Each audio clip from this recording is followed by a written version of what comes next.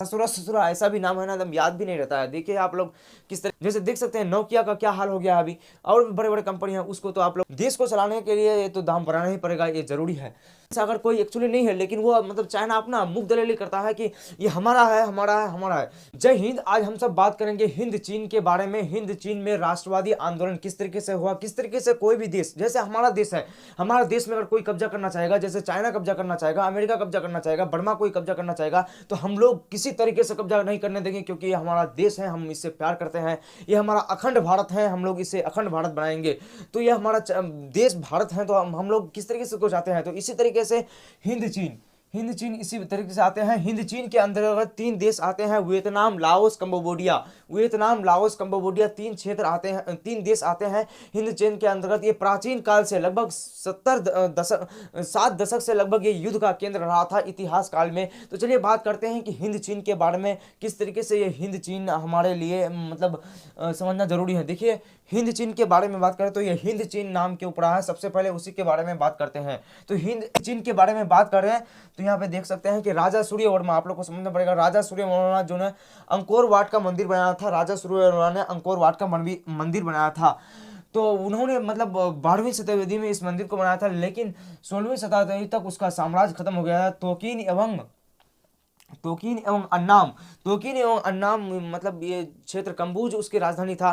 तो कुछ इस तरीके से ये क्षेत्र मतलब उसका प्रभुत्व खत्म हुआ था, वो पतन हो गया था। लेकिन जब पतन हो गया था तो मतलब कुछ भाग हिंदुस्तानियों के पास आ गया और कुछ भाग चाइना के पास आ गया, और चाइना के प्रभुत्व में आ गया। तो कुछ समय में लगभग जब चाइना में मजबूत शासक होता था तो वो पूरे भाग को अपने कंट्रोल में ले लेता था, लेकिन जब चाइना कमज़ोर होता था तो फिर वो क्षेत्र अपने आप अपने स्वतंत्र हो जाता था। तो कुछ इसी तरीके से मतलब दोनों भाग में जब इस तरीके से आता जाता रहता था, तो इसी तरीके से हिंद चीन मतलब हिंदुस्तानियों का कुछ प्रभुत्व और कुछ चाइना का प्रभुत्व, इसलिए उसको हिंद चीन कहा जाता है, वियतनाम, लाओस, कंबोडिया के क्षेत्र को। तो हिंद चीन की अगर बात करें तो हम लोग हिंद चीन 3 लाख से 2,80,000 वर्ग किलोमीटर इसका क्षेत्रफल है। तीनों देश का मिला के, वियतनाम, लाओस और कंबोडिया तीनों क्षेत्र का मिला के कुछ इस तरीके से क्षेत्रफल आते हैं। वियतनाम, लाओस, कंबोडिया 3 लाख से 2 लाख ये क्षेत्र आते हैं। और ये प्रायद्वीपीय क्षेत्र है, ये प्रायद्वीपीय क्षेत्र है, मतलब समुद्र के बीच में, लगभग समुद्र के बीच में ही आते हैं। प्रायद्वीप मतलब 3-4 ओर से पानी से जो घिराया होता है उसे प्रायद्वीप कहते हैं। जैसे भारत भी एक प्रायद्वीपी ही के कैटेगरी के अंतर्गत आते हैं। तो वियतनाम, लाओस, कंबोडिया के क्षेत्र में आते थे। उनकी उत्तरी सीमा म्यांमार, उसकी जो उत्तरी सीमा थी, हिंद चीन की जो उत्तरी सीमा थी, वो उत्तरी सीमा म्यांमार एवं चीन को छूती थी। और दक्षिण में चीन सागर देख सकते हैं, दक्षिण में इधर चीन सागर, कुछ इस तरीके से चीन सागर, जैसे चीन सागर कोई एक्चुअली नहीं है, लेकिन वो मतलब चाइना अपना मुख दलेली करता है कि ये हमारा है, हमारा है, हमारा है। मतलब अपने आप वो एकदम जो उसका इलाके में रहता है वो पूरा मतलब चाइना का ही मानिए, वो एकदम अपने आप ही वो अपना एकदम अधिकार कर लेता है। तो इस तरीके से तो हम लोग का भी बहुत क्षेत्र होना चाहिए। हम लोग का भी हिंद महासागर हम लोग का है, हिंदुस्तान का है हिंद महासागर। तो चाइना मतलब चाइना सागर के नाम से इसे जाना जाता है। तो चाइना सागर आता है। प्राचीन काल से ही तोकिन एवं अन्नाम के चीन का प्रभाव रहा था। प्राचीन काल से, आप लोग को पहले बताया कि प्राचीन काल से ही अन्नाम एवं तोकिन में प्राचीन काल से ही उसका प्रभाव रहता रहा है। तो इसी तरीके से वहाँ पे मतलब वहाँ पे जब चीन में बड़ा बड़ा शासक आता था, मतलब मजबूत ताकतवर शासक आता था, तो उसको आक्रमण कर लिया था, फिर उसे छोड़ देता था। क्योंकि हर चीज, हर संस्था को चलाने के कुछ ना कुछ जरूरत होता है, कुछ ना कुछ रुपयों की जरूरत होता है। जैसे हमारा देश ऐसे नहीं चलता है, बहुत से पैसों की जरूरत होती है। देख सकते हैं कि पेट्रोल का दाम कितना है। तो ये मतलब देश को चलाने के लिए ये तो दाम बढ़ाना ही पड़ेगा, ये जरूरी है। तो राजा सूर्य वर्मा ने अंकोर वाट का मंदिर करवाया था, आप लोग को पहले भी बताया। अब बात करते हैं व्यापारिक कंपनियों का आगमन। वियतनाम, लाओस और कंबोडिया किस तरीके से स्वतंत्र देश बना, किसने कठिनाइयों का सामना करना पड़ा। जैसे हम लोगों को भी बहुत सारे कठिनाइयों का सामना करना पड़ा था। अंग्रेजों को हमारे देश से हटाने के लिए कितने हम लोग को परेशानियों का सामना करना पड़ा था। महात्मा गांधी ने पूरा भारत छोड़ो आंदोलन, असहयोग आंदोलन, कितने आंदोलन किए उसके गिनती ही नहीं है। तो इसी तरीके से उन लोगों की भी बहुत से आंदोलन किया। वहाँ के एक नेता थे हो चिन मिन, और हो चिन मार्ग एक था, जो अमेरिका ने एकदम हजारों करोड़ों बम वहाँ पे गिराए, फिर भी वहाँ पे एकदम करोड़ों बम गिराने के बाद भी वो मार्ग खत्म नहीं हुए। हजारों बार आक्रमण किए अमेरिका ने, फिर भी वो मार्ग खत्म नहीं हुआ, हो ची मिन मार्ग। तो व्यापारिक कंपनियों का आगमन। तो हिंद चीन में व्यापारिक कंपनियों का आगमन किस तरीके से हुआ उसके बारे में बात करें। 1498 में सबसे पहले वास्को डी गामा ने, जो पुर्तगाली के रहने वाले थे, उन्होंने सबसे पहले भारत में तशरीफ लाए, लेकिन अलग अलग हिंद चीन में भी गए, चाइना में भी गए, लेकिन उन्होंने सोचा कि भारत में मतलब अपना प्रभुत्व जमाना बहुत ही कठिन है, तो वो मतलब दूसरे भी जगह गए और मतलब अलग अलग जगह में वो व्यापार करने के लिए गए।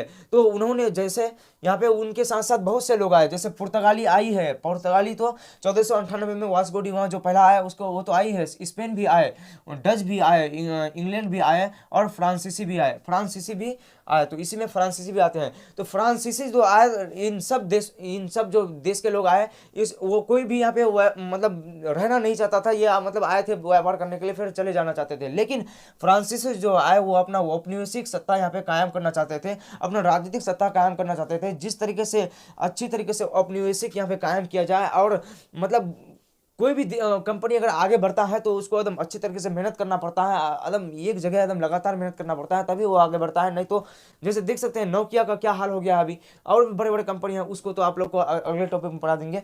तो कुछ इस तरीके से फ्रांसीसी ने मतलब हिंद चीन में धीरे धीरे मतलब भारत को छोड़ के तो चले गए, चाइना तो छोड़ दिया, लेकिन हिंद चीन का जो बीच का क्षेत्र वियतनाम, लाओस, कंबोडिया था, उसको अपने अधीन में ले लिया और धीरे धीरे वहां पे अपना प्रभुत्व स्थापित करने लगे। और फ्रांस कुछ इस तरीके से उपनिवेश स्थापना करना चाहता था, कुछ इस तरीके से फ्रांस ने अपना धीरे धीरे प्रभुत्व स्थापित किया और यहाँ पे अपना उपनिवेश स्थापित करना चाहता था। क्योंकि देखिए उपनिवेश किसे कहते हैं, उपनिवेश जब कोई बड़े राष्ट्र किसी छोटे राष्ट्र को अपने अधीन कर लेता है, सारे पूंजी जितना एकदम वहाँ पे उद्योग धंधा होता है सब उसी के अंदर आ जाता है, सरकार उकार सब उसी का हो जाता है, तो उसे क्या कहते हैं हम लोग उपनिवेश कहते हैं। मतलब पूरी तरीके से एकदम वर्चस्व कायम कर लेना, उसे हम लोग उपनिवेश कहते हैं। क्योंकि यहाँ से कच्चा माल आसानी से मिल जाता था, बड़े बाजार यहाँ पे उपलब्ध थे, जिससे उनका बिजनेस आसानी से चल सकता था, तो उपनिवेश कायम कर लिया था।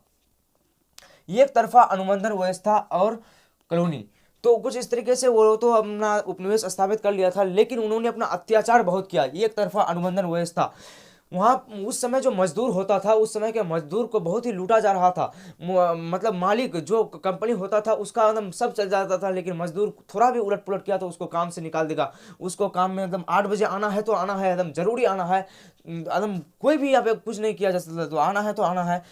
कोलोन, हिंद चीन में बसने वाले लोगों को क्या कहते थे, कोलोन कहते थे। जो फ्रांसीसी होते थे, हिंद चीन में बसने वाले लोगों को फ्रांसीसियों को कोलोन कहे जाते थे। कोलोन में वो एकदम उच्च जाति के लोग होते थे, उनका अलग बस्ती बसाया जाता था। जैसे हिंद चीन में मतलब आम लोगों का जो बस्ती होता था वो तो बहुत गरीब घटिया क्वालिटी का होता था, लेकिन कोलोन एकदम बहुत अच्छी तरीके से एकदम कॉलोनी बनाकर वो लोग रहते थे। जैसे आप लोग अभी देख सकते हैं कि कॉलोनी बड़े बड़े शहर में बनाए जाते हैं, जो एकदम हड़पपति खड़पपति हैं वो कॉलोनी बनाकर रहते हैं। समझे कि नहीं समझे? तो आप लोगों को कुछ इस तरीके से आप इस नक्शे के बारे में बता देते हैं कि ये हिंद चीन का जो ये नक्शा है, कुछ इस तरीके से आप लोग को हिंद चीन का ये नक्शा दिखाई दे रहा होगा। तो हिंद चीन का नक्शा इधर उत्तर होता है, इधर दक्षिण होता है, कुछ इस तरीके से नीचे में यहीं में चीन सागर कुछ इस तरीके से यहाँ पे मौजूद है, और यहाँ पे पश्चिम में कुछ इस तरीके से पश्चिम, और यहाँ पे कुछ इस तरीके से देख सकते हैं पूरब। तो यहाँ पे और भी बहुत से जगह हैं, यहाँ पे फेमस जगह है हाइमफोंग, लाओस, वियतनाम, कंबोडिया, नोपोम मिन्ह, मेकोंग मुह, होचिन मिन्ह, चीन सागर कुछ इस तरीके से यहाँ पे हैं, ननतांग, डेंग, होई, ससुरा ऐसा भी नाम है ना, एकदम याद भी नहीं रहता है। देखिए आप लोग किस तरीके के यहाँ पे नाम है। तो आप लोग को नेक्स्ट वीडियो में बताएंगे कि किस तरीके से वियतनाम, लाओस, कंबोडिया देश का उदय हुआ, किस तरीके से ये देश अपने वर्चस्व कायम किया, किस तरीके से फ्रांसीसियों को जापान हराया, फिर किस तरीके से सभी युद्ध हुआ, और किस तरीके से ये अभी स्वतंत्र देश बन चुका है। नेक्स्ट वीडियो में आप लोग को समझाने की कोशिश करूंगा, क्योंकि इस वीडियो में अगर पूरा बताएंगे तो अभी बहुत ही आप लोग को 5-6 बोर्ड अभी लोग को समझाना पड़ेगा। तो आप लोग को फिर नेक्स्ट वीडियो में बताएंगे। Thanks for watching. जय हिंद। आप लोग इसको स्क्रीनशॉट ले सकते हैं कुछ इस तरीके से।